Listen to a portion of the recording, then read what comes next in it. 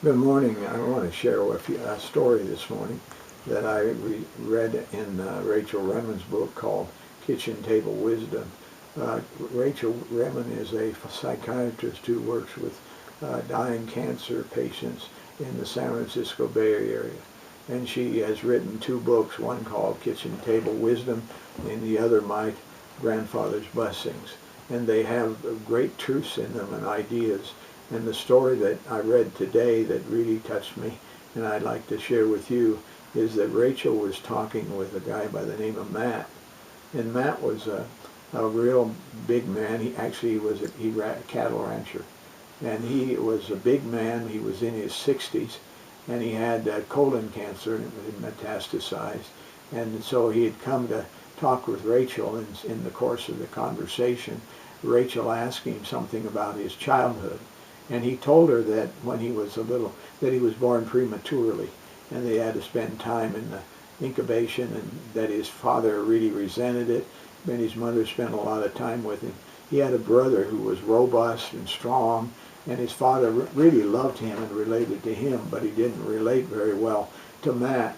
And so as Matt was growing up, he wasn't getting honor from his father. In fact, one time in a conversation, he said that his father said to his mother when she was given so much time, if that were one of my animals in my group, I'd take him out and let him starve him to death.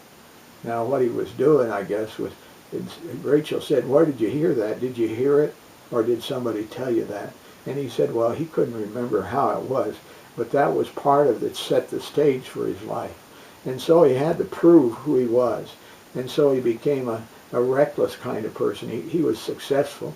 He had built two big businesses. He had been married 4 times, and he was always living on the edge of things. He was prone to accidents, and he was a risk taker. And so he was always taking risks to see if life, taking risks with life, doing all kinds of things.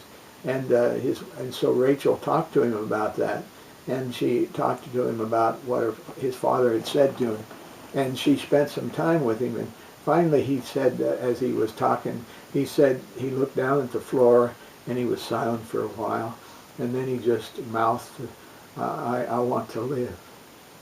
And Rachel couldn't quite hear it, but she did hear it, and so she said, could you say that again a little louder? And he said, I want to live. And then she said, she didn't know what to do, but she wanted to really cement this idea and pull it out because it was a transition point for Matt. And she said to you, could you look me in the face and say it? And so he stood up, he lifted his head, and he looked at Rachel and he said, I want to live. And Rachel said, I want you to live too. And they began to discuss what is deep inside of us, the will to live. There's something about our lives that's beyond our capacity to think. It's deep down inside of us, and the only way to describe it is that we have the will to live. And so we look at people who are comatose, and we wonder why they're still hanging around.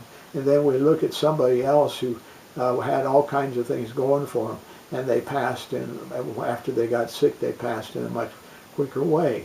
And we can't judge why they did that, but there's something inside of us that wants to live. We all want to live. And that's a great idea to get a hold of, so that when life gets us down and we feel troubled, we can always remember that there is inside of every human being the desire to live, the will to live. And that's a gift from God.